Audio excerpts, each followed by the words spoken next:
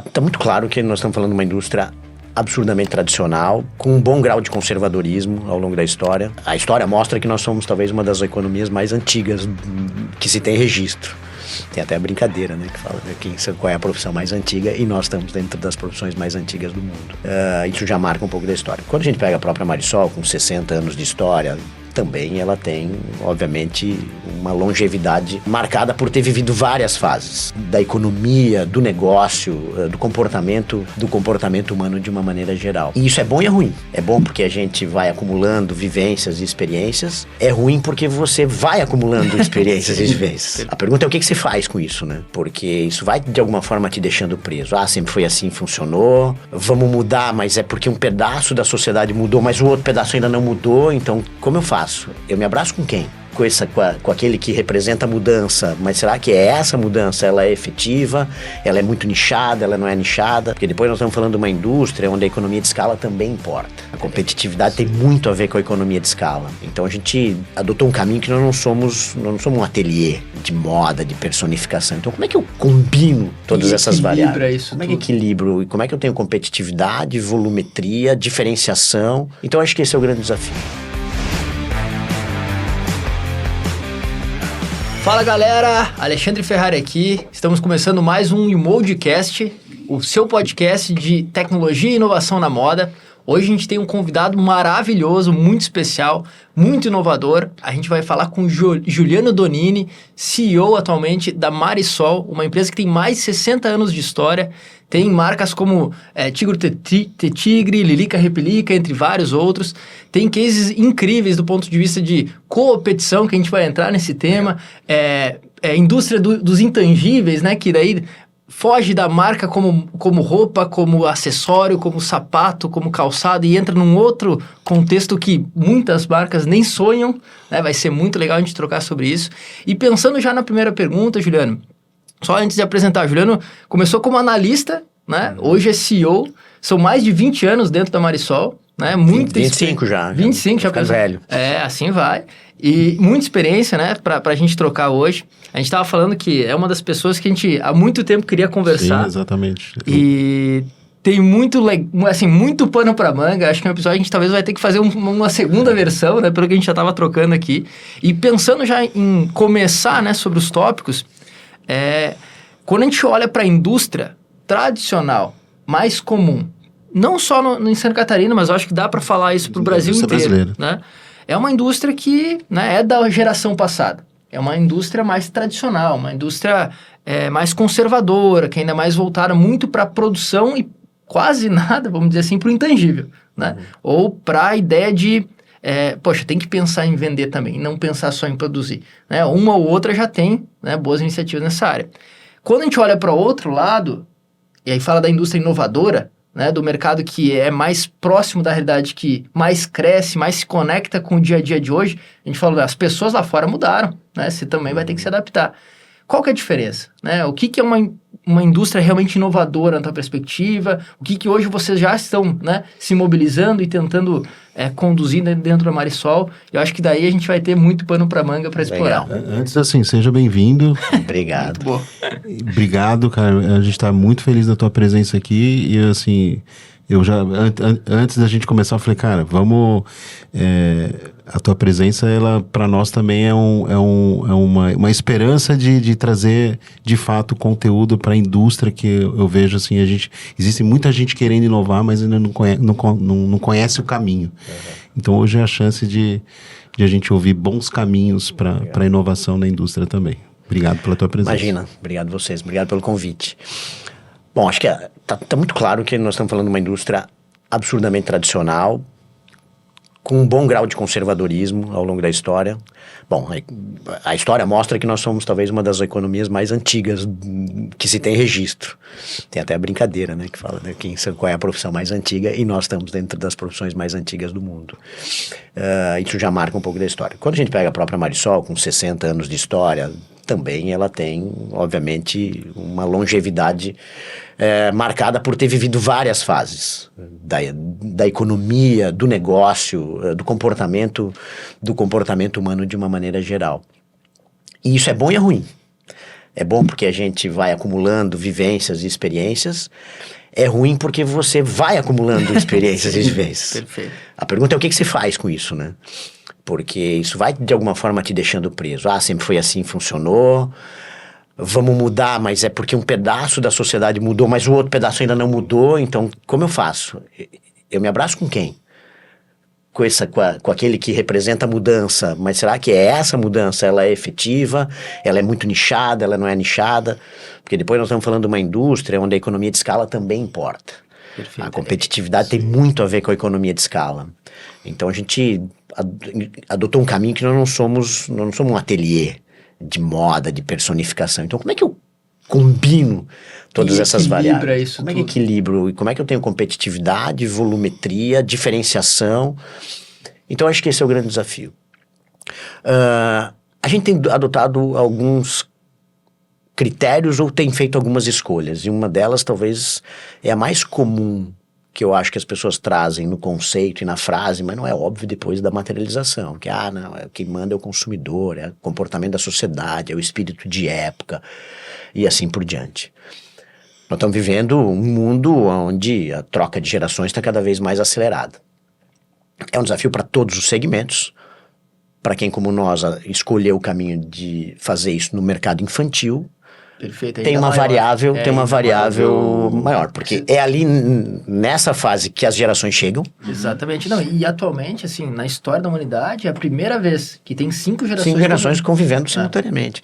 E aí, a gente é de uma geração que tem que pensar pela outra geração, que tem que convencer em qualquer manifestação de consumo, tem que convencer 2 pessoas, a que vai usar e a que vai pagar, porque no nosso caso, invariavelmente quem usa não paga.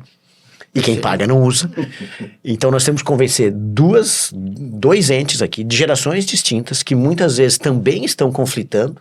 Perfeito. Elas estão brigando, mas elas estão conflitando nos seus alinhamentos. E a gente, no meio de tudo isso, tem que tentar encontrar o caminho para poder fazer esse tipo de coisa. Isso também é permeado no mercado infantil, também é permeado em conceitos muito simplistas, que muitas vezes a pessoa, mas é uma roupa de criança, perde rápido, não pode custar muito. Ou, é só desse tamanho. Como se o tamanho da peça, se o consumo de matéria representasse o preço. Como é tão caro se é só desse tamanho. Claro. Então, quem conhece a indústria sabe que, infelizmente, o custo não funciona a jornada do custo não funciona exatamente dessa forma.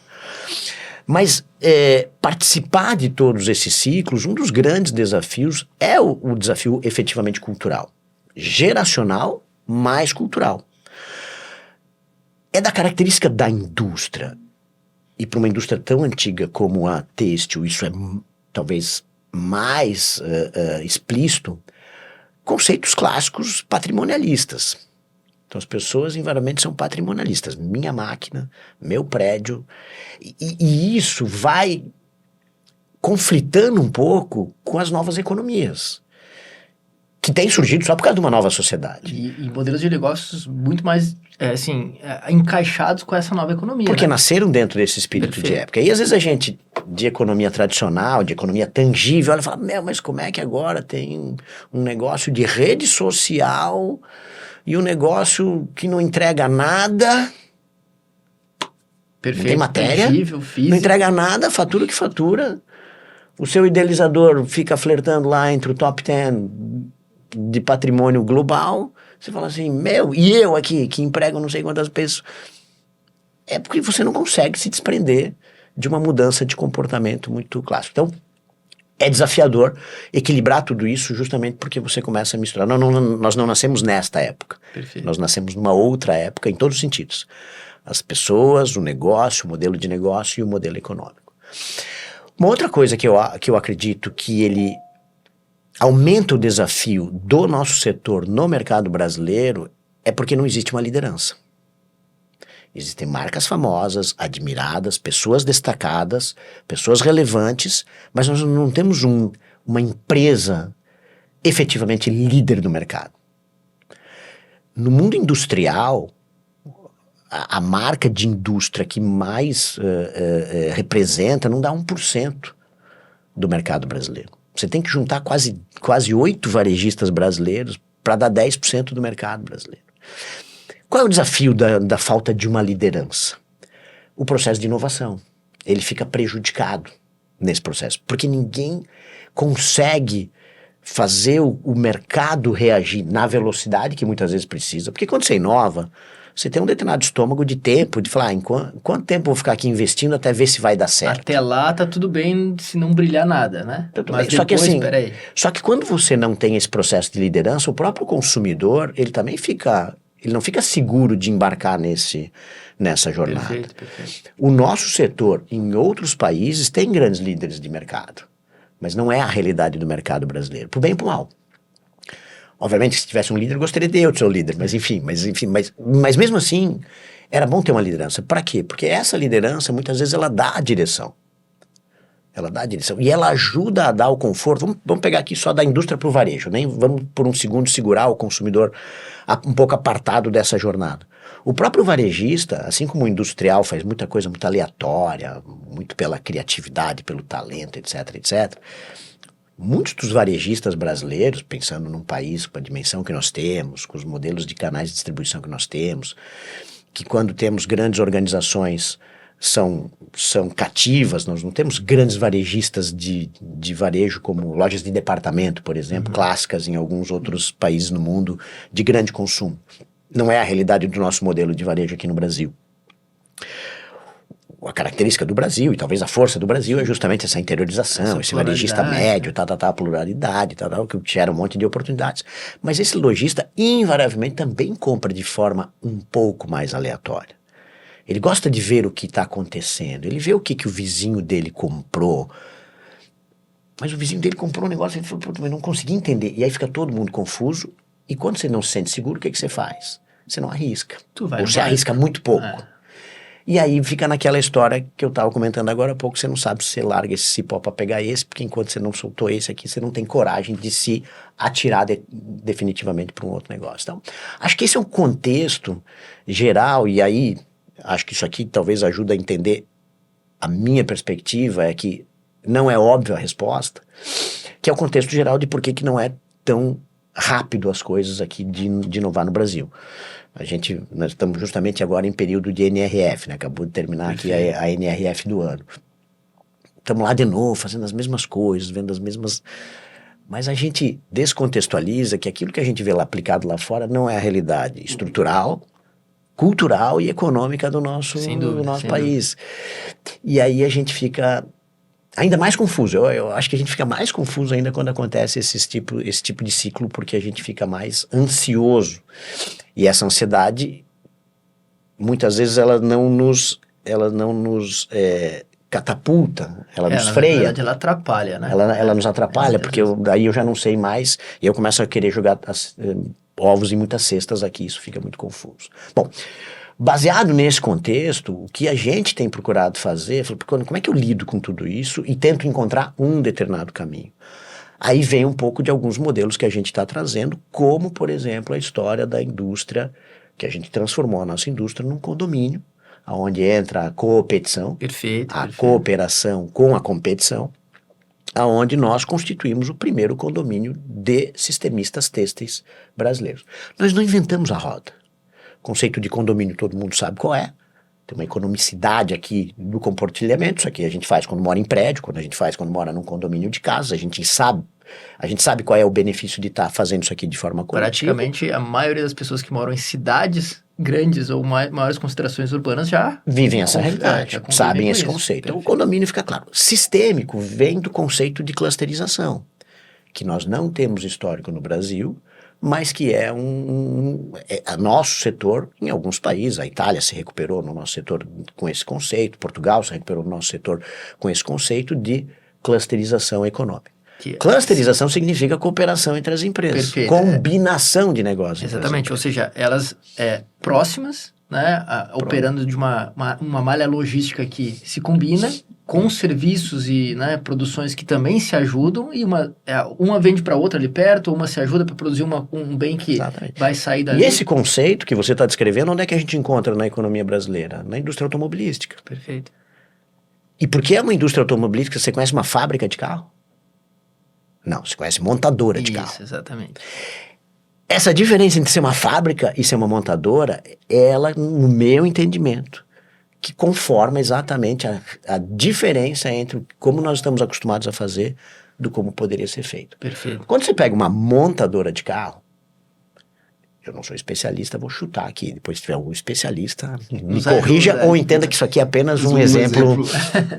O parafuso que vai no velocímetro do carro da BMW, se fosse feito tudo em fábrica da BMW, seria diferente do parafuso da fábrica da Mercedes. Mas assim pode ser o mesmo parafuso. E a pergunta é, e daí se é o mesmo? O que mudou para o produto? O que mudou para o consumidor final? Não mudou nada, mas teve economia de escala. Gerou escalabilidade gera competitividade, gera benefício para quem? Para o consumidor. Vai poder pagar mais barato, Pra poder vai ter pagar acesso mais mais barato. rápido. Ou seja, você não paga pelas ineficiências, você não paga por uma série de coisas que acontecem na indústria. O botão da minha marca não pode ser igual ao botão. Tá, mas é o botão? Que vai mudar tudo. É o botão que vai mudar o negócio, que vai mudar a oferta de valor, que vai mudar o benefício técnico ou intangível do negócio. Só que a gente vive muito preso a essa história. Não, meu botão é melhor do que... Pô, não dá pra ter o botão, o fio, a linha, a malha melhor do que de todo mundo e ter o mesmo preço. Ou ter um preço competitivo. Não dá pra fazer isso, não cabe no negócio. Como então, você acho falou, que muda muito... vocês já escolheram isso no passado, vocês não são um ateliê, né? Exatamente, a gente precisa dessa economia de escala. Então a gente resolveu justamente abrir esse conceito e desde o final de 2021 para poder começar a praticar dessa forma. Depois os resultados econômicos mostram que isso traz um nível de competitividade no preço explícito. Agora, para implantar é um desafio e não é fácil. Porque você começa a trazer, num primeiro momento... Quem é o síndico desse condomínio? Ou seja, começa assim, quando a gente começa a pegar o nosso próprio público, né? Porque isso aqui aconteceu, entre aspas, na nossa casa. A gente abriu a nossa casa para poder fazer esse tipo de coisa. Quando isso aconteceu lá dentro, os nossos próprios colaboradores falam, putz, mas tá entrando o caminhão da... né? Porque daí os caminhões vêm tudo lá estampado, tá entrando o caminhão da fábrica tal, da marca tal, caminhão não sei o quê. Eu falei, mas sabe qual é a coisa mais legal? Esse caminhão que está entrando, está pagando para entrar. Tá precisando pagar para entrar. Ele não entra aqui de graça, ele não está invadindo. Ele foi combinado, ele foi convidado. Está combinado. E aí tá a mudança justamente da competição. Da né? competição. Mas, cara, isso é bom, né? Porque coisa boa. a gente usa, eu gosto de usar o exemplo do smartphone, né? Que é uma coisa que já muito mais popular do que as minhas marcas, inclusive. Por exemplo, pega o smartphone que está na vida de todo mundo. Pô, uma das marcas mais famosas, etc., ou talvez a mais famosa, uma das mais consumidas é da Apple, o iPhone. Sem dúvida. Quem é um dos fornecedores do iPhone? Samsung. A Samsung. Fala assim, pô, mas a Apple, que é trilionária, inovadora pra caramba, qualificada pra caramba, ela não poderia montar uma fábrica? Pra quê? E que detalhe, se não me engano, uma das peças que a Samsung fornece para o iPhone é justamente uma das coisas que é o core do iPhone, que é a câmera. Isso. Exatamente. A lente. Então, nem no core, necessariamente, você precisa verticalizar, ser proprietário de toda a cadeia. Exatamente. Então, isso é um desafio para a nossa indústria tradicional, que em vários conceitos é patrimonialista. Ela tem essa coisa do senso do é meu, versus um comportamento que várias novas economias, e a economia do smartphone não é tão nova assim como outras economias que se destacam hoje em dia, mas é muito mais nova do que a nossa economia, que começa a dar um show de conceitos e de cultura para poder fazer isso. E aí o que vale no fundo é o resultado do que você faz, não é exatamente o intrínseco do que você faz. E aí vem a história de onde é que você tem que criar valor. O valor não está no produto em si, porque o teu negócio não termina no produto em si. O teu negócio termina naquilo que o teu produto provoca e faz naquela pessoa. Senão ela também não pratica o teu produto, ela não compra o teu produto, ela não investe no teu produto. E acho que esse é um dos grandes contextos que ele é muito desafiador. E isso está enraizado nos indivíduos do setor, de uma maneira geral. Eu não estou apontando o dedo para os outros, eu estou me incluindo nesse negócio, como representante também de uma jornada tradicional.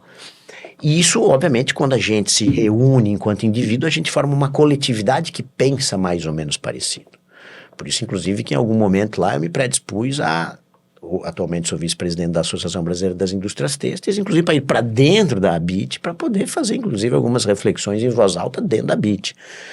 Aqui em Santa Catarina, onde estamos, na Federação das Indústrias, atualmente sou presidente da Câmara da Moda, que são as câmaras setoriais, como a federação se relaciona com o setor, para poder ir dentro dos sistemas coletivos, para poder, vamos refletir dentro, como é que a gente muda um pouco isso. Adorei que tu falou assim, poder refletir em voz alta. Refletir em voz alta, para poder... Porque, no fundo, esse pensamento, ele não é de poucos. Perfeito. Ele é um pensamento de muitos.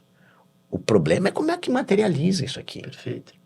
Só para pegar um exemplo, aqui na própria federação, na Câmara da Moda, um dos desafios, porque o presidente da federação, quando me convidou, enfim, a gente alinhou essa colaboração que eu faço lá, e como é uma colaboração voluntária, todos esses movimentos, todas essas participações são voluntárias, eu tenho um princípio claro que qual é entre aspas, a remuneração quando você é voluntário de alguma coisa. É você ver as coisas acontecendo. Sim, o teu pagamento no fundo, as coisas acontecerem.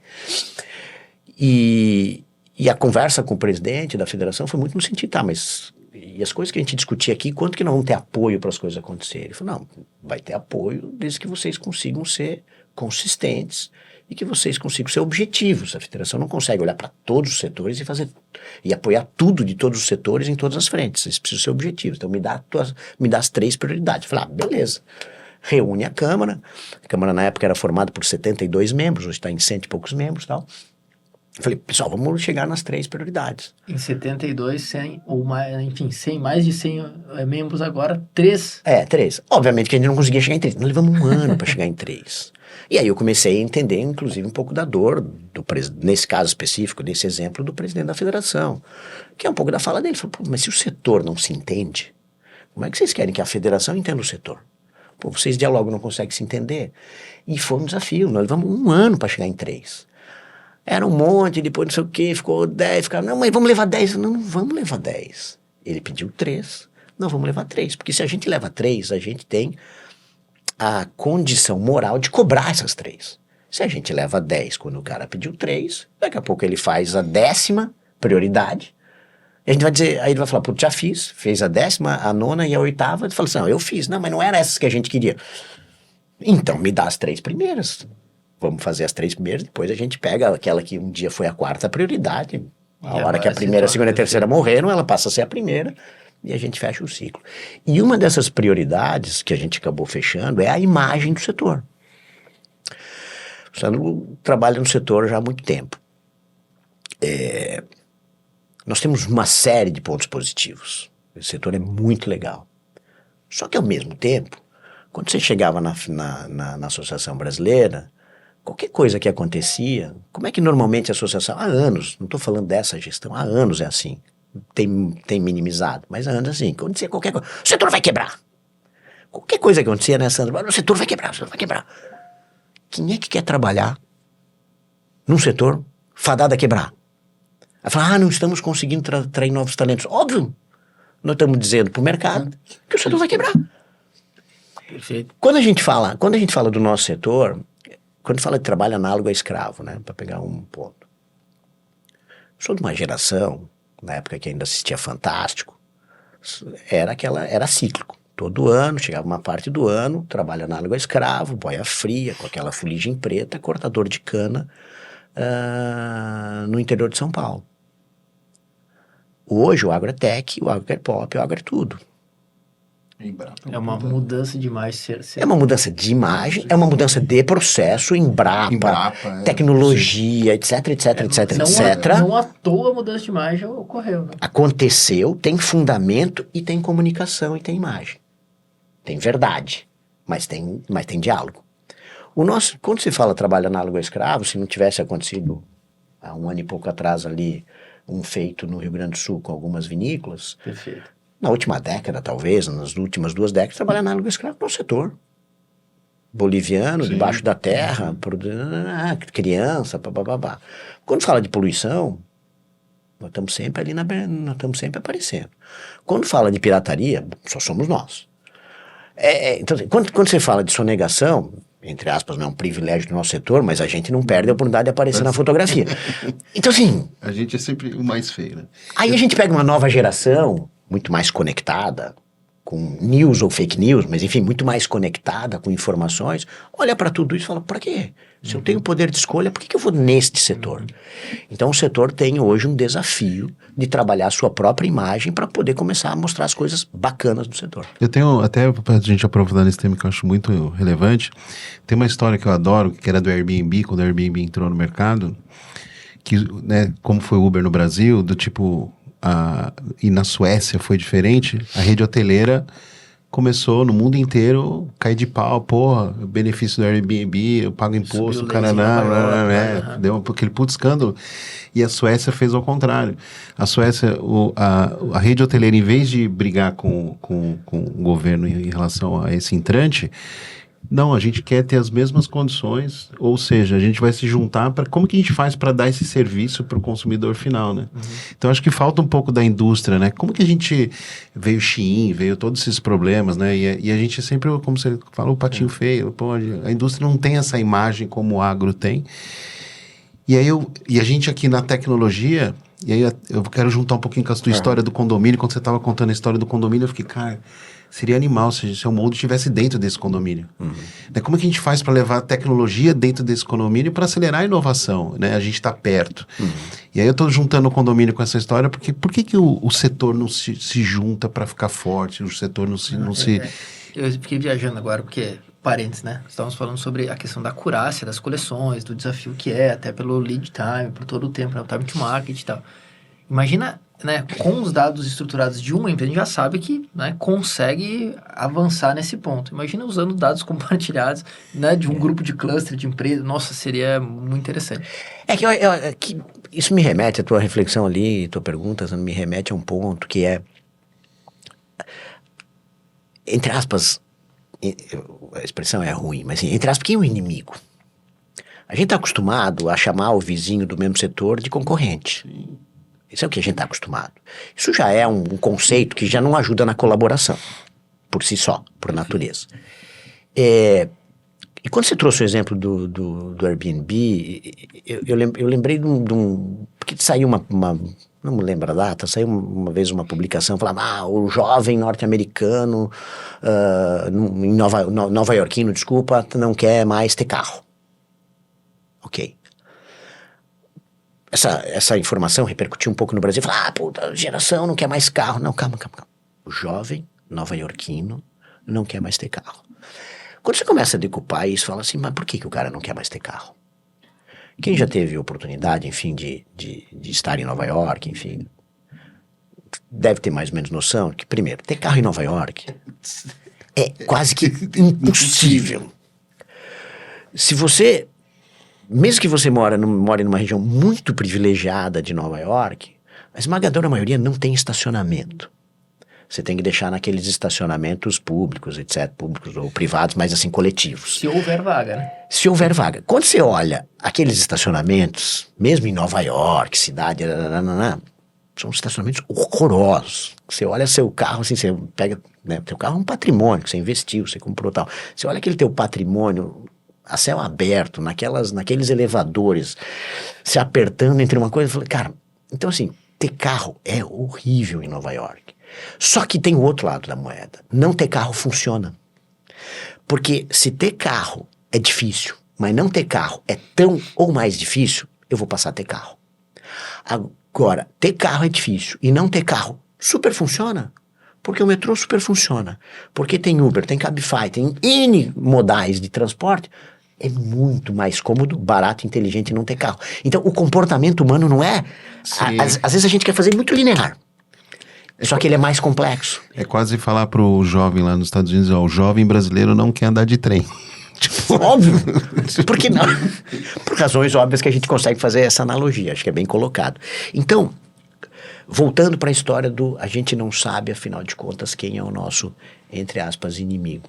Quando você pensa sistemicamente, fala, por que a gente não está junto, inclusive nos dados? Perfeito. Porque pô, tem uma coisa chamada dado de comportamento de consumidor. Por que a camiseta preta com a calça jeans azul funciona melhor? O teu cliente é o mesmo cliente que comprou lá, só comprou outra peça. Pô, e se tu tivesse bem informado daquilo, tu já não ofereceria aquela peça pra ele, talvez. Enfim, né? Seria... Agora, camiseta preta por preta todo mundo faz. A pergunta é por que a da marca tal as pessoas privilegiam uma? Porque aí vem a identidade do teu negócio, go to market, vem N outras coisas, narrativa, comunicação, aí é a questão propósito, que a gente talvez venha entrar também, né? Que é a construção de valor, que não é exatamente a partir do tecido, da peça, do físico, né? Isso. E muito mais através do intangível. E assim, só para aprofundar, Juliana, assim, e nós aqui em tecnologia, e eu vim do mundo do mercado tradicional, o que você falou, cara, eu era assim, né? Como que eu vou falar com a marca do lado? Meu concorrente, a gente não... Eu lembro que as reuniões da BIT, reuniões da BVTEX, não sei o quê, manda o cara da produção, a diretor, né? Os C-Level, os caras não... Era estratégico. Não manda o estratégico para conversar, não tem essas discussões, né? E aí quando você vai para o mundo de tecnologia e de startup, a gente vive hoje uma coisa de ecossistema que ela é muito legítima, né? Quando você senta para conversar com o pessoal de startup, todo mundo se abre número, discute dor, discute o caminho e tal. E hoje a gente está passando num processo de pseudos concorrentes, a gente conversa muito, a gente está tentando construir ecossistemas de inovação, né? E a gente não consegue ver isso no setor de... É um grande mas eu tive uma oportunidade na vida que ela foi uma chacoalhada para mim, assim, na minha formação. Eu tive a oportunidade de fazer pós-graduação em moda na Itália. E nesse ambiente tinha lá diretores de empresas conhecidas, diretor de compra, diretor de estilo, etc, de empresas conhecidas, Armani, Gucci, Sergio Tacchini, tarará. E num desses dias, no intervalo lá, daqui a pouco, uma rodinha normal ali, uma rodinha de alguns deles, pô, você vai na reunião de cores, tal. E eu cheguei nessa rodinha e tal. Aí eu falei, pô, mas que reunião de cores? Eu falei, posso ir? Vocês falaram, lógico que não, né, Juliano? Você não tá convidado, né? Eu falei, pô, mas você não é amigo? Não, a gente é amigo, mas você não faz parte da indústria italiana e tal. Eu falei, não, legal. Eu falei, mas que reunião de cores é essa? Eu falei, não, a gente faz reunião de alinhamento de cores. Eu falei, tá, mas peraí, você é da Armani, você é da Gucci, você é da Sergio Tacchini. Como assim? Os caras me riram pra mim, falaram, bom, realmente tu vem do terceiro mundo, né? Porque tu não consegue entender nada igual. Eu falei, não, Juliano. Eu falei, a gente alinha as cores. E eu naquele fetiche falei, pô, mas eu achava que o Armani tinha lançado amarelo, porque ele tinha sonhado com a Aurora. Ele falou, Juliano, quantos fabricantes de pigmento tem no mundo? Eu falei, faço a menor ideia. Na época ela falou, tem 3, relevantes tem 3. E ele falou, só acho que depois de milhões de investimento, de um pigmento, extraído de não sei o quê, que chegaram no amarelo, tu acha que o Armani vai sonhar com verde? Ele falou, aquilo lá talvez foi, aqueles 15 minutos talvez foi o maior aprendizado que eu tive do sistema. Ele falou assim, os caras falaram, nós somos uma cadeia de convencimento. Do desfile, do fotógrafo, da revista, do estilista, da fábrica, nós somos uma cadeia de convencimento. Anos depois veio aquele filme Água com Açúcar lá do Diabo Veste Prada. Acho que quem é do setor acabou de alguma forma assistindo. Quem assistiu talvez deve lembrar que tinha uma determinada passagem, que estavam lá com 2 cintos ciãs. Eu tenho a impressão que eles estão, inclusive, gravando 2 agora. Eu não sei quando é que vai ser o lançamento. Pode ser. E aí tá uma hora que estão lá escolhendo lá a personagem equivalente a Anne Wintour, escolhendo lá entre 2 cintos ciãs, e de fato muito próximos, etc. A secretária riu, etc. Ela falou, não, mas você tá vendo o resumo da ópera, você tá vendo esse pullover azul horroroso que você tá usando, de 5ª categoria que você pagou barato numa loja... Fomos nós que te fizemos comprar isso. E no fundo, ali naquele filme hollywoodiano, traduziu exatamente aquela vivência que eu tinha tido lá. Então,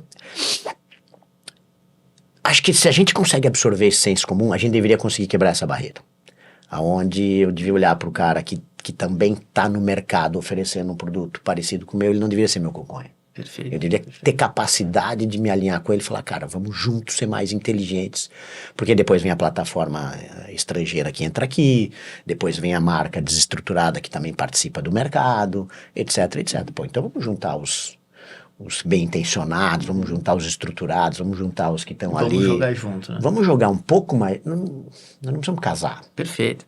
Nós só não precisamos ser inimigo, a gente pode ser um pouquinho mais amigo, né? Não, assim, e ó, eu vou te trazer uma história de um mercado mais maduro. Eu fui para Colón, no Panamá, não sei se você já foi lá Colón, no Panamá, é um centro de atacadistas, como é o Brás aqui no São Paulo, da América Latina.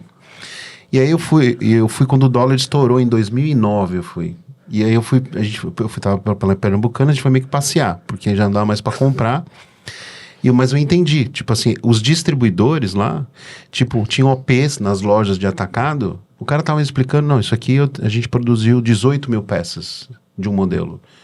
Mas não, é que assim, a fábrica na China, ela faz grupos de marcas na América Latina e produz o mesmo modelo para todo mundo, para dar escala. E aí, só que uma marca é no México, a outra é na República não sei da onde, então não sei o quê. Então, ou seja, em 2008 já tinha essa cooperação sem perder a competitividade. E aí os preços no Colón lá eram bem mais baratos porque você tinha essa escala de conglomerado de marcas que compravam o mesmo mas daí produto. tem que combinar a cor, tem que combinar a modelagem. Não, mas as marcas tinham... Sim, é o benefício da marca, né?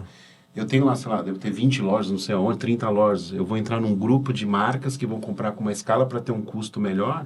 Isso em 2009. Isso para mim, na época, quando eu ouvi, eu falei, isso é impensado no Brasil. Isso. Não, e depois tem que combinar cor, etc. Mas assim, depois todo mundo sabe que agora tá na moda, né? A cor do momento é um marrom, etc. Mas o preto, o branco, o marinho, mescla ainda vão vender mais do que qualquer coisa. Mas é o equilíbrio, né? Enquanto vai ter o básico, né? É o básico contínuo, a gente fala em algumas marcas, né? E que toda a coleção vai ter que ter alguma coisa de participação disso. Tem também, claro, o espaço para inovação, espaço para o disruptivo, pro conceitual, enfim, para explorar possibilidades, né? Até, hipoteticamente, assim, na época, o boom do momento do Brasil era as calças de Oxford, né? Calça preta básica de Oxford, e o preço lá era absurdamente barato, porque os volumes eram de escala absurdos. Então, Sandro, quando você traz essa história, a tecnologia, entrando nessa jornada toda, é que junto com o que a Alexandre colocou, tecnologia, ela é mais eficiente quanto mais carregada de dados e de histórico ela é. Sim. E aí, como nós somos tão dispersos, tão granulares, seria muito melhor se os nossos dados girassem um pouco mais próximos, um pouco mais juntos. Até entrando nessa seara dos dados, assim, como é que você vê a indústria hoje? O quanto você acredita que hoje se usa dados para tomada de decisão, principalmente nas coleções hoje? Ou ainda você acredita muito no mindset dos dados para melhor produzir? Eu acho que quando a gente pensa em indústria, ainda é muito... Minha vivência indica que é muito mais para o melhor produzir. O ciclo ainda é muito longo. Uma das dores do setor é realmente como é que eu encurto o ciclo, A grosso modo, tem diminuído, já tem algumas empresas que já têm conseguido melhorar, mas assim, em linhas gerais, é um setor que leva mais ou menos 8 meses entre a ideia e o produto para o consumidor. É muito ainda isso, cara. É muito ainda. Não, é exageradamente. E se você volta na cadeia, né? Antes eu citei da história do pigmento, né? Porque para você fazer esse desenvolvimento dessa coleção, invariavelmente, a tendência, ou mesmo até fisicamente, o tecido já está pronto. Para o tecido estar mais ou menos pronto 8 meses antes, pode não estar produzido, mas ele já está desenvolvido. Para estar desenvolvido, para até você construir tua coleção com 8 meses de antecedência, invariavelmente, para esse tecido existir, antes teve que ter o desenvolvimento do fio. E esse fio levou, vamos hipotetizar aqui 6 meses antes. Só que para chegar no desenvolvimento do fio, antes tem o desenvolvimento do pigmento. Porque quem tem um pouco mais técnico no setor sabe que o pigmento e o fio, eles não têm uma relação umbilical. Eles precisam ser combinados, porque não é todo pigmento que impregna em toda a titulagem de fio, etc. Então tem algumas características que precisam estar. Então, se a gente extrapola, nós estamos falando de quase 2 anos entre a gente descobrir que o amarelo é a cor da moda. 2 anos antes isso aqui já foi conduzido e refletido. É muito tempo para uma sociedade hoje que ela é menos previsível. Questões geracionais, etc. Nós somos muito mais globalizados do que era no passado. Uma coisa de outro lugar do mundo que tu nunca imaginou influencia drasticamente o comportamento aqui. Totalmente. Porque até, né, citamos agora há pouco o smartphone. Acho que para mim o smartphone é talvez uma das maiores revoluções, não pelo aparelho em si, mas pelo que ele passou a viabilizar. E talvez a maior das globalizações que a gente vive é a globalização da informação. Sem dúvida. As economias estão mais integradas, as sociedades estão mais próximas, etc. Mas eu acho que o que acelerou muito foi a informação. E muitas vezes, né, sei lá, eu quero comprar uma caneta. Posso comprar uma Bic, quero uma caneta de marca, posso comprar uma Montblanc, sei lá o quê. Mas daqui a pouco eu vi que tem uma caneta com uma tinta que não sei o quê, porque eu vi na internet e tal. Pô, mas essa caneta tava lá na China, sei lá o quê, para ser simplista no exemplo. Não importa que eu não consiga comprar essa caneta. Só o fato de eu já saber que essa caneta existe já muda a minha perspectiva de quando eu olho para a caneta que está acessível para mim. Já vai comparar aquela que você vê com aquela inspiracional, aquela que, né, você vislumbrou. A questão é, isso mexe na minha forma de consumir? Na minha opinião, mexe completamente na tua forma de consumir alguma determinada coisa. Então, essa globalização das informações, multiculturais, etc, mexe muito no comportamento do consumidor.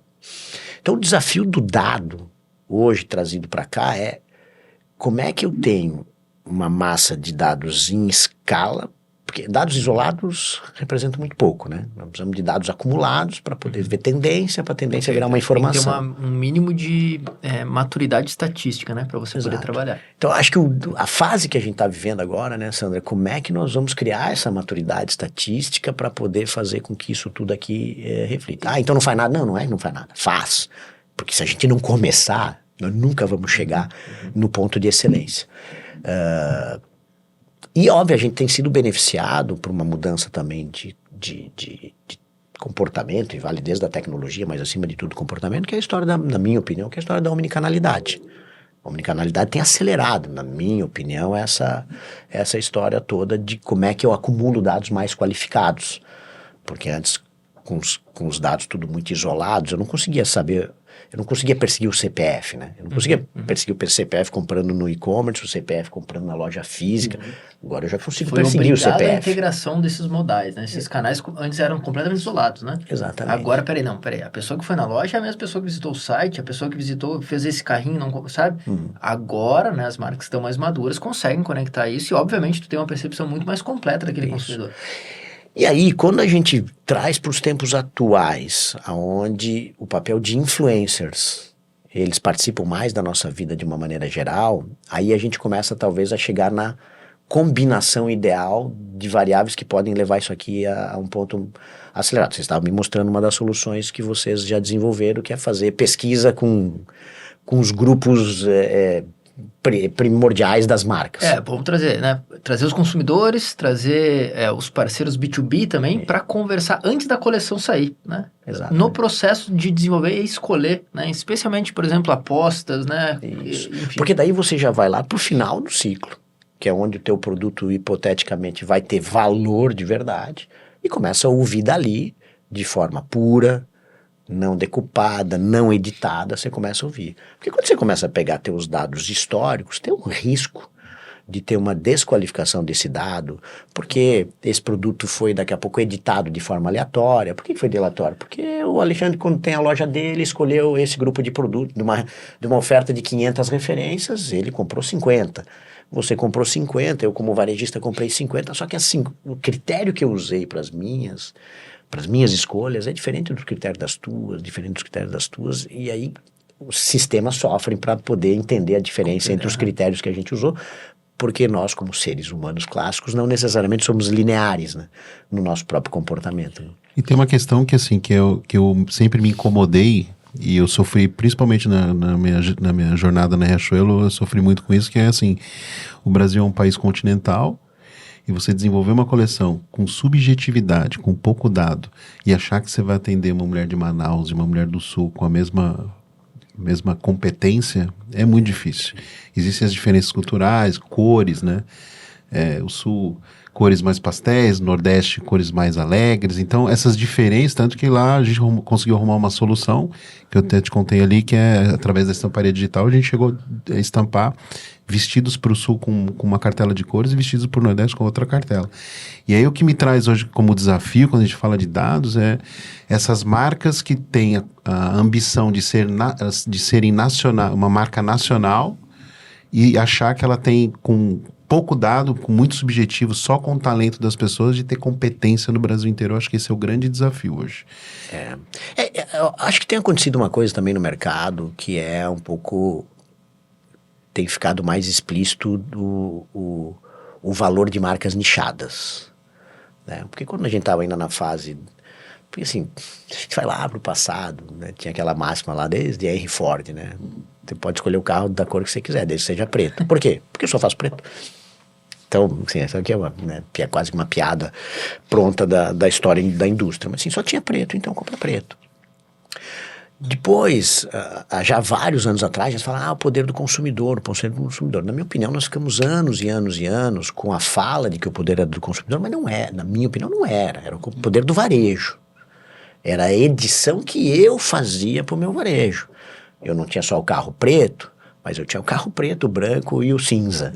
Mas a indústria tinha feito já a opção do vermelho, do verde, mas eu, como varejista, não queria apostar, porque, óbvio, é aposta, é risco, eu minimizo meus riscos. O consumidor continua induzido para o mesmo tipo de comportamento. Agora sim, nos últimos anos, nós estamos vivendo realmente o poder do consumidor, pelo seu acesso a informações que antigamente eram... Pegando o exemplo do carro, já que eu trouxe para a mesa, eu sou ainda de uma época que acompanhava meu pai para comprar carro, você ia na concessionária, inclusive, para conhecer o carro. Perfeito. O cara te explicar o carro, para te mostrar. As tecnologias novas do carro. Agora tu chega já sabendo, né? Invariavelmente, com todo respeito ao profissional de venda, invariavelmente você chega, quando você tem interesse num determinado carro, você chega sabendo mais do que ele. E não só do carro, isso acontece para praticamente qualquer produto. Só um exemplo para poder ficar numa coisa clássica. Você chega sabendo mais do que o cara. Então, isso aqui, obviamente, muda muito o jogo. Então, acho que essa diferença desse ciclo que nós estamos vivendo agora de um consumidor mais empoderado, quanto mais os mecanismos de fazer com que esse micro-influencer, né? Porque nessa fase da influência nós também estamos vivendo o macro, vivendo agora cada vez mais o micro. Perfeito. Quando a tecnologia ajuda a aumentar a acessibilidade para o entendimento desse micro-influencer, e esse micro-influencer não é um micro-influencer social, é um micro-influencer da tua marca. Aquele cara que tem o perfil do meu público, etc, etc. Isso vai ajudando as marcas que não nascem como marcas de nicho a se comportarem mais próximos do que uma marca nichada. Então a gente começou a ver... Então lá no passado era muito a história da indústria, era muito o que a indústria fazia, e as indústrias, quando nasceram, invariavelmente eram muito têxteis, né, do setor do vestuário, muito generalistas, façam um pouco de tudo, até pela escala, etc, etc. Aqui em Santa Catarina, as pessoas viajavam para vir comprar roupa em Santa Catarina, para vir comprar das malharias de Santa Catarina. Pô, na década de 70, na década de 80 era isso. As pessoas se deslocavam para comprar. O negócio hoje inimaginável. Você contar isso para uma pessoa de hoje e fala assim, não acredito. Esse mundo não existiu, esse mundo existiu. As pessoas se deslocavam, pegavam o carro, se deslocavam aqui para fazer uma compra de produtos de malha de fábricas de Santa Catarina. Eram tudo generalistas. Nós estamos vivendo numa fase onde as marcas nichadas estão ganhando e fazendo a vida das marcas generalistas mais difícil. Porque essas marcas mais nichadas dialogam melhor com aquele público. Mas ela não consegue faturar tanto quanto uma marca generalista. Não consegue. Mas a relevância dela é muito maior. Qual vai ser o preço disso aqui no tempo? Essa é a parte do mundo que a gente ainda não viveu e que só o tempo vai dizer. Mas é essa dúvida de como é que vai ser lá na frente, talvez que movimenta um pouco o que a Marisol faz hoje. Pô, mas por que vocês vão lá? Por que vocês falam de economia dos intangíveis? Porque pela dúvida no tempo. Eu quero aumentar a influência das nossas marcas. Então, quando a gente pega lá e começa a usar as nossas marcas, pegar especificamente o exemplo da Lilica Ripilica. Lilica Ripilica é uma marca que nasceu em 1991. E nasceu com uma mascote, uma koala humanizada.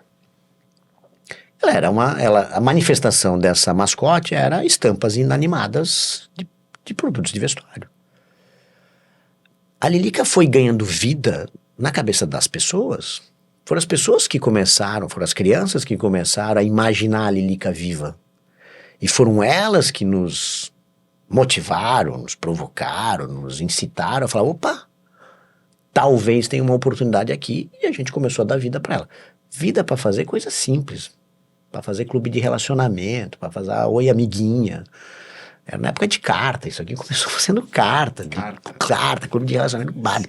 Depois passou para blog. A menininha mandando carta pra Lilica, né? E depois a gente conseguiu fazer no telefone. Então a gente passou algumas fases.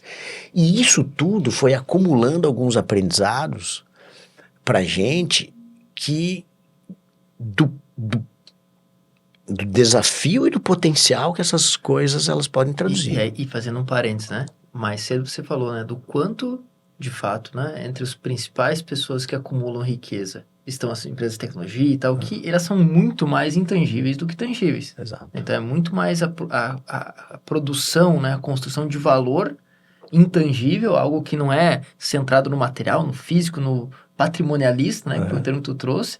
E quando tu olha para essa oportunidade e olha modelos de negócio que conectam, né, a geração de valor através de algo que não é exatamente tangível, como, né, a peça de roupa, e depois então a captura de valor através de faturamento que modelos de negócio para esse sentido aproveitam, aí tem um mundo novo para as marcas, né? Tem um mundo novo, tem uma oportunidade e um desafio, porque você tem que também te adaptar culturalmente a viver essa nova jornada. Vira um outro negócio. Então, a gente viveu fases onde, me lembro, isso aqui marcou bem, eu já estava na Marisol, uma menina ligando, porque na época da carta tudo tinha um determinado tempo, né? Quando você foi pro blog, o tempo foi encurtando, quando você foi pro telefone, o tempo encurtou mais ainda. Só que a gente tinha algumas válvulas de escape, né? Dependendo da pergunta, dependendo se a gente não tivesse lá um pré-script da resposta, fala, putz, amiguinha, desculpa, amanhã a gente fala, eu tenho que estudar. Tem que estudar, tem que sair, tem que ir pra aula, tem que não sei o que, dar uma vazada da conversa. Sim. E uma vez aconteceu, uma menina virou, falou, eu não gosto mais do meu pai. O que você faz? Você fala, não, o pai é uma figura central. Eu não conheço esse pai. Perfeito. Eu não sei o que ele fez para essa menina. Cada vez mais a gente tá vendo que o ser humano tem capacidade de fazer coisas que a gente acha inimagináveis. Talvez a gente não tinha toda essa consciência lá, mas tinha dúvida. Hoje em dia a gente tem certeza que é muito perigoso você generalizar e dizer não, é sempre assim, é sempre assado. Né? A gente já viu cada coisa acontecendo que assusta. E aumenta o nível de risco quando você se dispõe ou você cria o canal de abertura para poder fazer isso. Só que ao mesmo tempo, esse é o lado do desafio e do território pantanoso da história. O lado das oportunidades é falar, opa, passei a ser relevante. Se eu posso ser a pessoa, se eu posso ser o ser que este outro ser vivo confidencia, não, peraí. Estamos saindo da tangibilidade absoluta. Completamente. E isso nos provocou. Falar, putz, temos que estudar esse mercado, temos que estudar essa lógica. Aí a gente começou a fazer toda uma jornada daquilo que a gente chamou de desafio da economia dos intangíveis. Tem um lado super óbvio da economia dos intangíveis, que é como é que eu ganho dinheiro sem transportar matéria. E tem um lado não óbvio da economia dos intangíveis, como é que eu aumento minha relevância. Como é que eu participo das vidas e como é que quando eu aumento minha relevância, se você é relevante para alguém, você influencia. E aí, como é que eu influencio essas coisas acontecerem? Então, é esse ciclo que nós estamos vivendo. Fomos desde série animada, porque o personagem começa a falar, etc, etc. Então, a série animada hoje, a Lilica fala português, inglês, espanhol e chinês. Só que eu estou falando com gente na China. Não é só uma questão de traduzir, né? De fazer a Lilica falar chinês. Tem que aculturar, tem que, né? Tem todo um outro contexto. O tempo da fala não é o mesmo... As analogias não são iguais, porque muda, e aí gera todo um novo desafio. Todo esse novo desafio, se você pensa no mundo globalizado, é toda uma outra oportunidade para poder fazer isso. Agora um parêntese, né? Quando nós conversamos antes do episódio, tu me falou, a Lilica hoje é um dos desenhos animados que tem uma audiência gigantesca na China. Eu fiquei assim, como assim? 110 milhões de... Como chega nesse nível, né? Era algo que eu nunca cogitava. Não, é maluco, porque é uma economia diferente da que você tá, com parâmetros econômicos, dados diferentes daquilo que você tá. Então, a nossa jornada hoje é como é que eu transformo cada vez mais.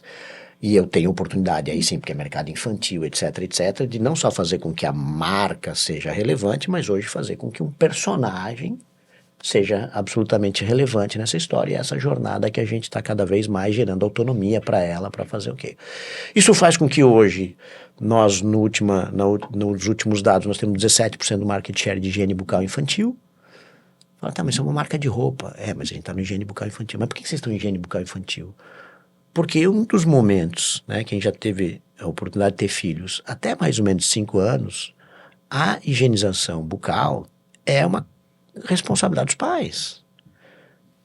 Na primeira fase é responsabilidade absoluta, nessa fase de saída de 5 para 6 anos é uma corresponsabilidade. E um certo desafio, né? Porque primeiro não sabe fazer, você tem que fazer por ela. E é uma rotina que, né? Depois você tem que ensinar, depois você tem que monitorar. E depois esse monitoramento significa que você ficar fazendo o acabamento, você escova, depois eu termino de escovar. Você foi ver como é que ficou. Não sei o que, você dá aquele sustão lá, fala, tá tudo amarelo. Tá escovado, mas escovou muito rápido. O que é isso? Relação de pai com filho, de pai com filha, de mãe com filho, de mãe com filho. E essas relações são importantes para nós, porque lembra do início da conversa, eu tenho que convencer 2. Eu tenho que convencer esse a comprar e tenho que convencer esse aqui a usar. Eu preciso me relacionar com esse cara aqui. E quando eu me relaciono em coisas positivas, porque tem uma época da vida, talvez é um pouco mais novo, né? O Sandro já é mais contemporâneo aqui, talvez vai lembrar. Contemporâneo é simpático. Tinha uma fase na vida que a gente, que tinha uma propaganda que ficou clássica na televisão, de uma tesoura do Mickey, que a propaganda se resumia a falar, o texto da propaganda era, eu tenho, você não tem. Eu tenho, você não tem. Se eu faço uma propaganda dessa hoje, estou preso. Perfeito, o impacto é completamente... No espírito de época de hoje, eu estou preso. Isso não é possível mais poder fazer. Então, cara, muda tanto a história do diálogo. Só que aí vem sempre a história do copo meio cheio, meio vazio. Puta, é difícil, não é fácil. Mas, cara, se tu dominar isso, a pergunta é onde é que vai parar esse mundo? Não, assim, é muito louco essa coisa. Eu fico imaginando o dia a dia desse homem pensando na fábrica, no que é tangível, e depois, meia hora depois, ter que discutir o que é o intangível, né?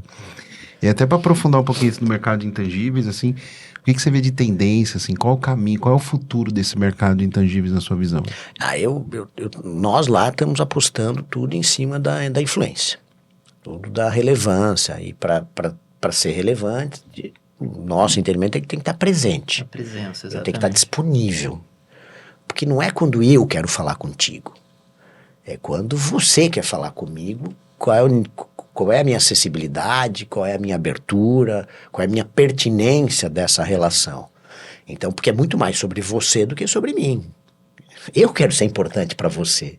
Então é muito... Não adianta, eu não faço diferença para você, eu fico te enchendo o saco. Não, eu preciso estar disponível nos momentos que você precisa e ter uma determinada capacidade de eventualmente aparecer nos momentos que você precisa, só que você não me chamou, mas eu consegui pescar. Bom, isso tudo tem tecnologia no final do dia, e hoje acho que a palavra a tecnologia da vez é tudo em cima de inteligência artificial. Então a gente está muito em cima de inteligência artificial, está apostando muito em cima dessa tecnologia, cada vez mais acessível, pronta para todo mundo, etc. A inteligência artificial hoje, o que mais evolui de fato, né, são os LLMs, que são baseados em linguagem, comunicação. Exato. Né? Então, encaixam muito nessa necessidade aí. Perfeito.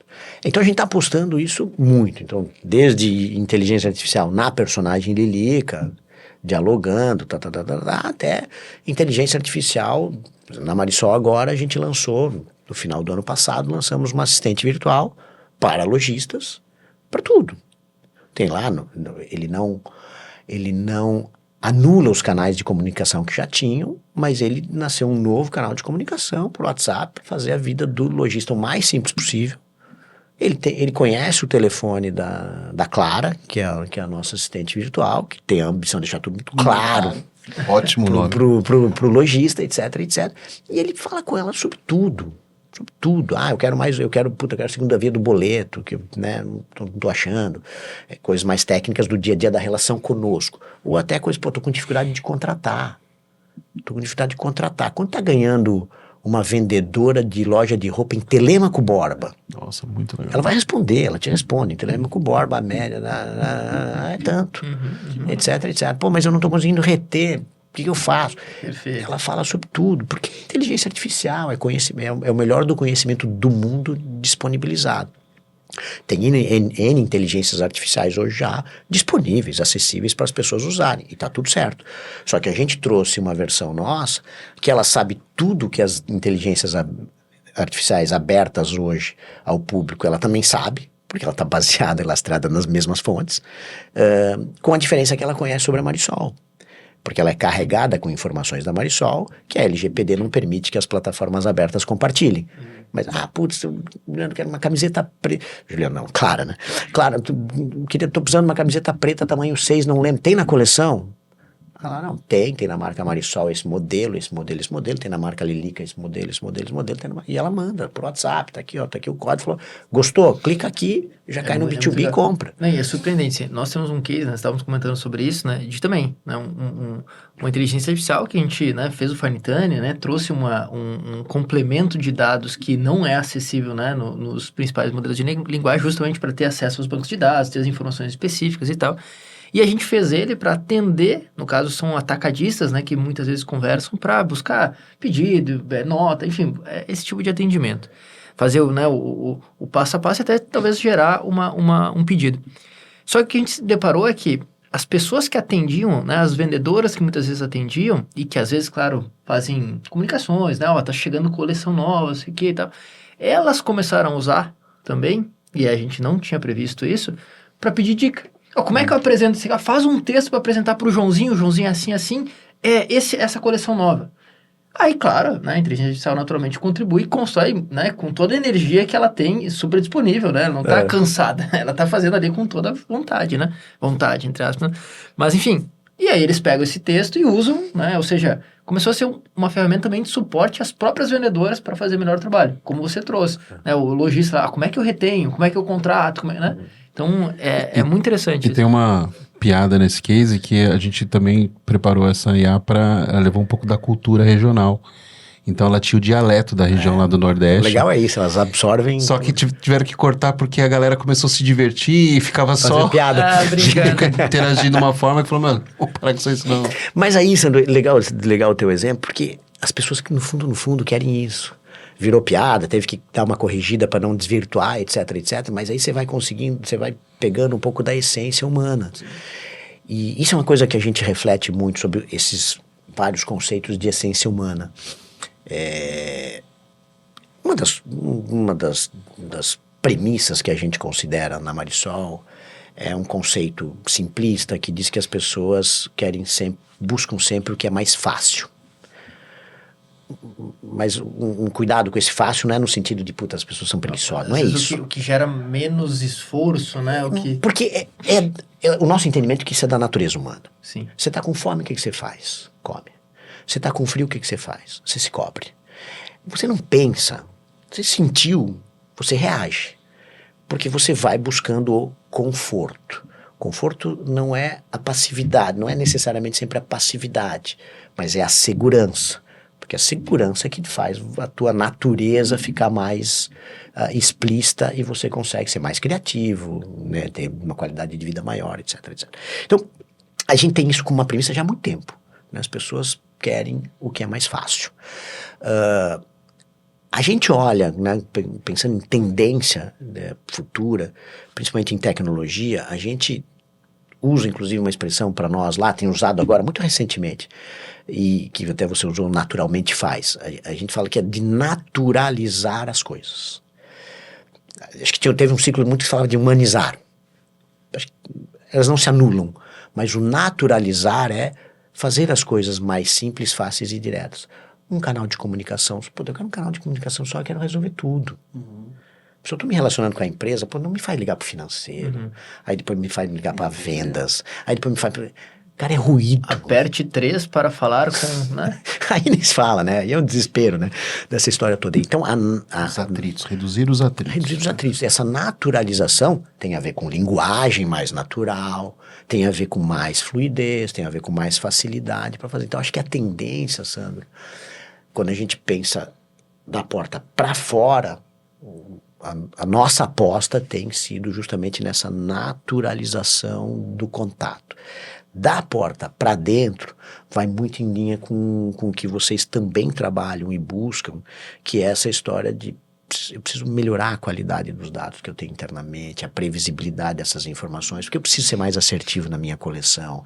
Esse negócio de fazer uma coleção cujo aproveitamento é de 40%, 50%, tá errado. Porque isso aqui é o normal. É o normal, só que nós não podemos normalizar isso. Porque o histórico, pra isso que a gente está aqui. Isso, exatamente, porque o histórico mostra isso. Só que depois a gente quer discutir ESG. Cara, essa ineficiência, esse não aproveitamento dos 50%, 60% da coleção é ESG. Tem uma marca que é um cliente nosso super relevante, que a gente digitalizou todo o processo de desenvolvimento de produto ali através do nosso PDM. E aí ele tinha o desafio de... Um dia a gente começou a criar os gráficos, os dashboards de performance do time ali. E aí e a pessoa que foi apresentar os dashboards falou assim para ele assim, falou, você sabia que você cancela muito produto de desenvolvimento? Eu cancelo, mas não é muito não. Aí ela mostrou fez um corte lá, 53% dos produtos foram cancelados. 53%? Não é possível. Então, esse é o primeiro ganho, né? Quando você digita, porque assim, a coisa fica tão solta às vezes, né? A gente sempre fala que o desenvolvimento ele é um meio com um quarto escuro, né? A visibilidade, né? Quando você dá visibilidade, aparece esse tipo de dado, esse tipo de informação que parece ser um detalhe, mas é extremamente relevante, né? E aí, o ganho desse indicador foi que hoje eles têm meta para reduzir, hoje eles têm clareza de todos os ofensores desse processo. Por que a gente cancela tudo? Vamos na causa, né? Porque esse fornecedor demora muito tempo a mandar piloto. Então, eles começaram a mapear, né, um pouquinho da base da TLC, ele entra a causa fundamental desse gargalo, e hoje eles têm metas para reduzir uma série de indicadores. E aí a gente junta tudo isso com a ansiedade humana, né? Sabe, essa ineficiência, ela gera aumentos de custo, inclusive lá no extremo, eventualmente até para a natureza, mas sem querer filosofar demais, sem querer dizer, assim, mas essa ineficiência vai para o preço. Sim, exatamente. Quando ela vai para o preço, acontece no mínimo duas coisas. Ou o que eu vou ter que pagar mais por uma coisa que, portanto, vale menos, porque estou pagando, inclusive, as ineficiências que estão embutidas nessa história. 2, pode alimentar, né? Porque já que isso aqui acontece, deve acontecer por alguns motivos. Pode alimentar a indústria, a prática da sonegação, que gera efeitos sociais. Claro. Pode alimentar o trabalho análogo escravo, justificar, né? Por que daí o cara encurta o caminho, a pirataria. Aí o cara começa a encurtar um monte de caminho. Por uma ineficiência dele, que às vezes ele nem tem consciência. E é muito interessante, assim, que ainda voltando para os dados, né? E buscando justamente esse alinhamento de toda a cadeia, desde o planejamento, né? Até o sellout. E o quanto... E aí a gente começa, né? Ao ter visibilidade, começar a criar key results, né? KPI, assim, números da métricas, a gente consegue medir. Por exemplo, tem marcas que, depois que a gente começa a olhar os dados, começa a ter muita clareza de qual que é a diferença do planejado para o que está no estilo sendo agora pilotado.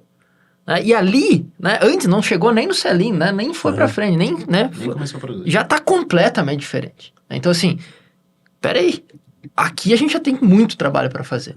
Né? E aquilo que você falou antes, que eu achei maravilhoso, assim, né, que até nos colocou, entre aspas, como o terceiro mundo de fato, né? No sentido de eles estarem lá, grandes marcas que são...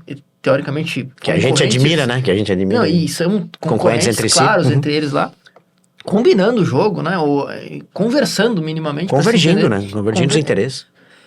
E o que acontece, né? Quando eles definem lá um grupo de cores, por exemplo, a estilista, né? O grupo de desenvolvimento de produto não vai, idealmente, sonhar, pelo menos em grande maioria da coleção, com outra cor. certo? Só que para isso precisa ter justamente esse alinhamento das cadeias. Então o planejamento tem que conversar muito bem com o estilo, de uma forma que seja, né, idealmente muito aderente, né, na produção do que vai realmente ir para a loja depois. E isso por si só, inclusive a gente que vive, né, a implantação de tecnologia e a integração desses setores dentro das grandes marcas, né, já é um desafio bem grande, né? Porque... E essas ineficiências vão criando um ciclo absolutamente vicioso, né? Se a gente pega teu dado estatístico aqui, né, naquele exemplo, né? Puta, 50% cancela antes do lançamento. E se a gente pega o dado estatístico que mais ou menos 40% é o que vende, cara, deu 24% de aproveitamento. Essa ineficiência foi pro preço, essa ineficiência foi pro custo, aí faltou dinheiro para investir em tecnologia, aí faltou dinheiro para remunerar melhor os colaboradores, aí começa a faltar dinheiro, e aí a gente não sabe por quê. Aí perde rentabilidade, enfim, aí começa a criar realmente um ciclo vicioso exatamente. Que a gente precisa conseguir quebrar. O resumo de tudo isso para mim é, tudo isso aqui nasce dessa nossa dificuldade de evolução cultural, de abertura, de entender, porque se a gente consegue fazer isso, se a gente consegue quebrar essas barreiras imaginárias, de falar, cara, pô, eu vou começar a sentar com o cara aqui, concorda comigo? A gente tava falando um pouco antes da história da conversa que você teve lá no Santa Catarina Moda e Cultura. O SMC nasceu muito com essa perspectiva de como é que a gente faz com que empresas que até ontem se entendiam como absolutamente concorrentes sentarem à mesa e verem coisas comuns. Há 20 anos. A SMC tem 20 anos. Está 20 anos discutindo isso. Não, Evoluiu. Entre quantos? Entre 40 empresas. Em Santa Catarina tem 9 mil. Evoluiu em 40. Mas é um passo. É um passo. Com certeza. Mas é um desafio. Mas é curioso, né? Porque quando a gente fala, parece óbvio, né? E quando a gente fala de tecnologia, por exemplo, como é que isso não é assim, né? A gente que faz muito essa interface entre empresas de tecnologia, né? Que são mais modernas, que vêm com práticas, né? Geralmente mais inovadoras há décadas, né? Nasceram nisso, né? Inclusive por necessidade, né? Está nascendo a startup, não dá para perder. Exatamente. E, né, com o paralelo que a gente estava falando no início aqui, né? De indústrias bem mais tradicionais, com centenas de anos de história, às vezes, né? E o quão divergente é isso. E a gente se coloca, às vezes, olhando... Peraí, a gente está falando de digitalizar uma coisa que nem se cogitava fazer sem ser digitalizada. Eu não consigo imaginar como pode ser assim. E a gente olha e algumas empresas mantêm um processo extremamente ineficiente. Ponto, né? E relutam para, né, realmente mudar a cultura. É um grande desafio. E assim, só para... Esse desafio é nosso desafio da Almode, porque como visão, né, e missão do nosso negócio é, de fato, colocar tecnologia em todo esse ecossistema, né? Conectando desde as tecelagens, confecções, as marcas e o sellout, né? Então, tá dentro da nossa missão, a gente já sabe desse desafio, né? E passa a ser um propósito da Almode muito claro, e a gente tem conversado com todo esse ecossistema. Eu estava aqui conversando com você, cara, que custa, né? Ter mais, sei lá, mais uma tecelagem aqui, mais um cara da marca, aqui a gente na tela, aqui a gente começar a discutir dor, a gente começar a promover muito mais esses papos para a gente conseguir evoluir, né? Mas a gente tem esperança que a gente vai conseguir. Não, assim, com certeza a gente está evoluindo, né? A gente vê os resultados que são possíveis, mas assim, foi uma coisa que a gente conversou logo no início do episódio também. É incomum encontrar alguém numa posição de liderança como você tem, que já tem essa cabeça mais moderna, né, de uma gestão que valoriza o valor e não o patrimônio, né, que pensa de um jeito que oportuniza a geração de novos modelos de negócio que, né, alguns nem cogitam. E, enfim, a gente está indo para os finalmente do episódio, mas foi maravilhoso, assim, poder a gente explorar contigo, dar vontade de falar. Não, né? assim, muito já mais. Oficialmente aqui já vou deixar o convite para a segunda parte do nosso, de marcar uma próxima data, porque tem muito mais, assim, a discorrer aí dos desafios que a gente tem na indústria e com certeza já vale mais um episódio. Eu ia bater na mesa aqui, mas já falar que melhor não. Chamar a atenção já desde o início. Mas assim, é muito legal, porque o que acontece, né? Quando a gente fala de inovação, a gente, de cara, até por inovação ter isso como base, né? É o diferente, né? É o incomum, né? É algo que não é o normal. Mas eu acho que quando a gente junta, né, com aquilo que eu acredito, que essa história do ser humano vai sempre buscar o mais confortável, e a gente junta isso uma das coisas muito importantes quando você empreende, que você é empresário, você tem uma empresa, é pensar na longevidade do teu negócio. Tem gente que pensa em fazer um negócio para vender, etc, etc, mas a esmagadora maioria de quem cria um negócio não cria para se desfazer dele.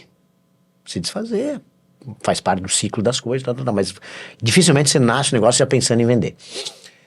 Então você tem que pensar na sustentabilidade. A pergunta é como é que você pensa com tantas mudanças que a gente está vivenciando, com tantas coisas que tem concorrido, né? A gente falou de concorrente antigamente, aqueles exemplos clássicos, né? A gente tinha claro que concorria com o outro fabricante de roupa. Hoje a gente concorre com o bolso do cara, né?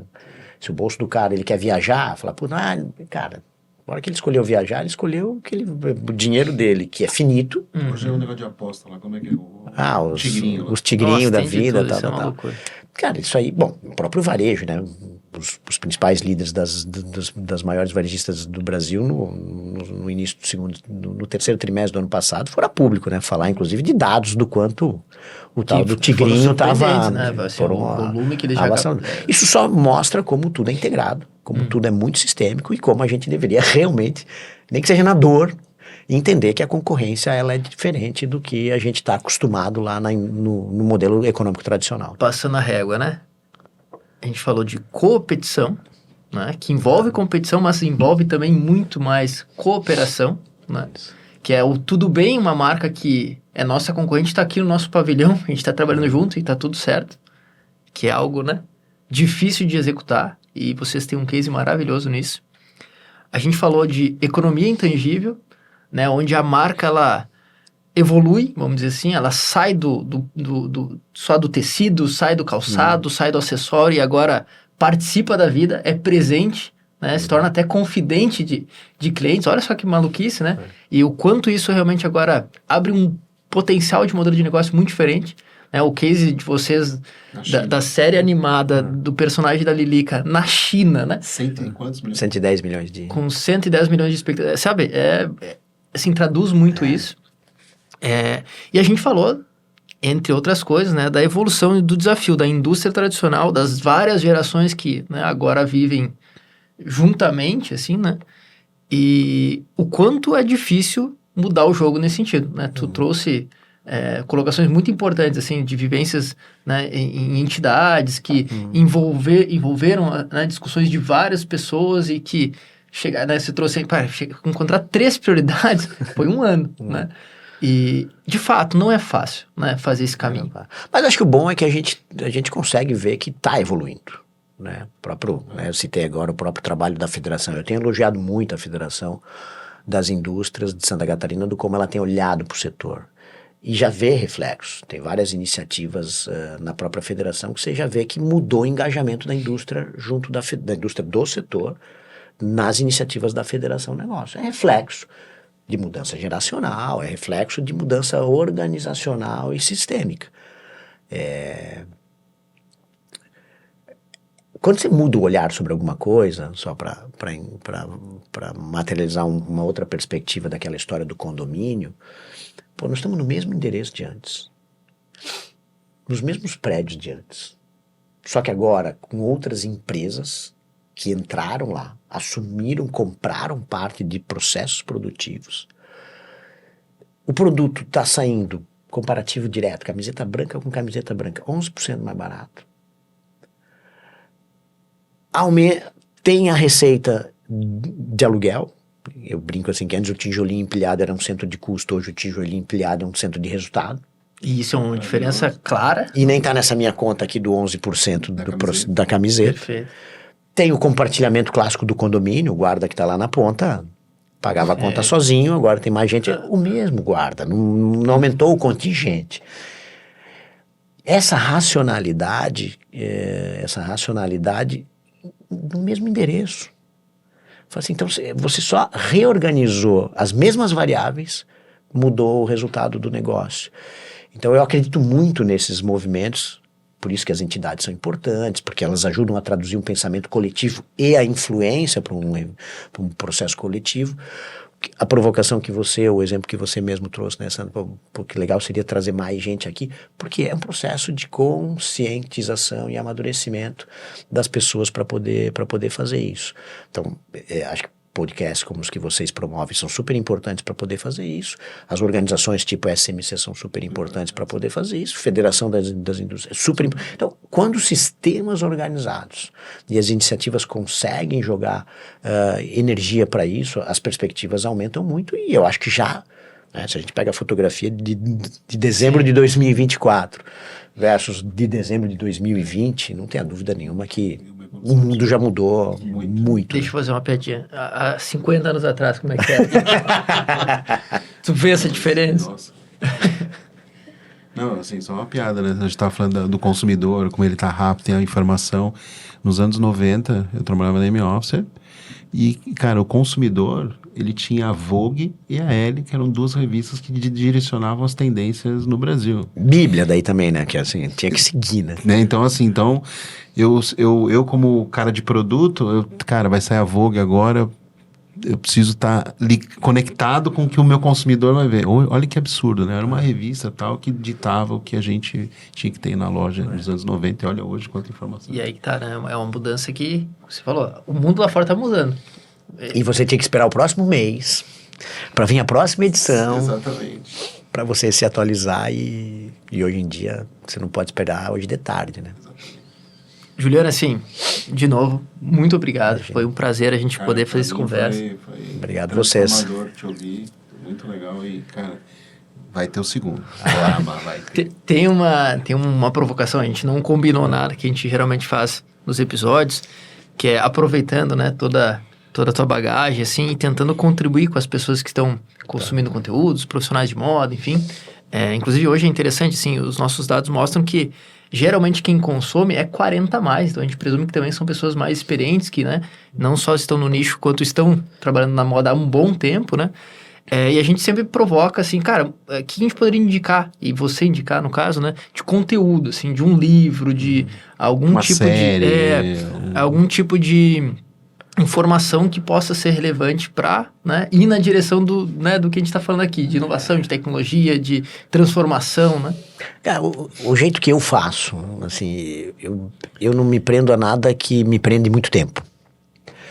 Eu não sei se a pessoa, eu sou formado em arquitetura, então eu sempre já fui induzido lá de trás, até pela escolha que eu fiz de fazer arquitetura e tal, sempre pensar em como é que eu olho o comportamento das coisas. Porque no fundo, arquiteto, estilista, todo mundo, você não está desenhando uma roupa para você não está fazendo uma casa, um espaço físico para você tem que sempre entender o outro para ver como é que faz. Então, a melhor forma que eu vejo hoje, cara, é a abertura à multiplataforma total. Assim, desde as redes sociais, mas é muita baboseira, a gente perde muito tempo. Mas a rede social vai aprendendo a lidar com você a partir do momento que você aprende a lidar com a rede social. Eu gosto de ver de tudo, sobre tudo que acontece no mundo, etc, etc. E eu acho que hoje, quem é mais rápido para poder fazer isso ainda são as redes sociais, como mecanismo de... Até como formato, talvez, né? Como formato, pela dinâmica, pela velocidade, etc, etc. É superficial? É superficial. Aí vem a tua própria curadoria. Sim, o algoritmo ali, ele te ajuda. E aí vem a tua curadoria e fala, opa, eu vou ensinar para o algoritmo o que eu quero. Aí eu começo a entrar deep dive um pouquinho mais naquilo que eu faço. Então, eu ainda prefiro as coisas que eu faço de série, etc, etc, é sempre para desopilar. Sim. Só coisa... Eu só desopilo, só coisa para realmente... Para desligar o cérebro um pouco. Para desligar o cérebro, é só baboseira, é só coisa leve para poder cair fora da jornada. Mas aí durante o dia é assim, profusão total. Às vezes as pessoas do lado da minha equipe, o pessoal da minha equipe já tá mais acostumado, assim, puta, eu tô aqui.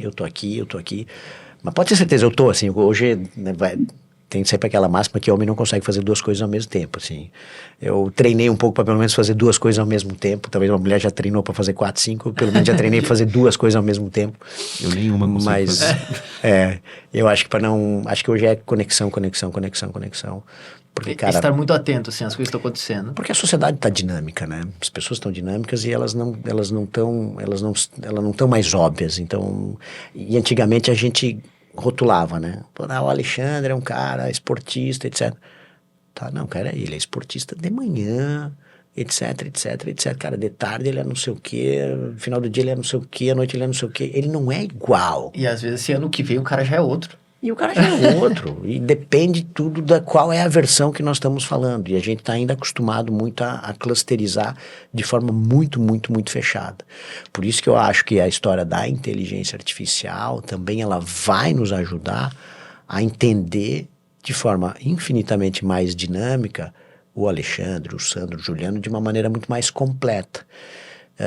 Por isso que eu ainda gosto de me alimentar realmente de coisas absolutamente aleatórias para estar com a mente realmente aberta. Juliano, muito obrigado. Valeu, Foi um prazer. obrigado a vocês. Valeu demais. Adorei, cara. Que bom. Prazer. Obrigado. Deixa eu fazer o fechamento aqui, pessoal. Importante, tá? Retomando. O Umodcast, ele é patrocinado pela Umod. Hoje, né? Em breve, espero que com a Lei Rouanet, com os apoiadores que a gente vai conseguir e que talvez você que esteja tendo interesse venha conversar com a gente, talvez a gente possa, né, contribuir com o seu negócio e talvez você nos ajudar a patrocinar, deixar esse projeto cada vez maior. Mas atualmente, né, principalmente através da Umod, a gente viabiliza o Umodcast.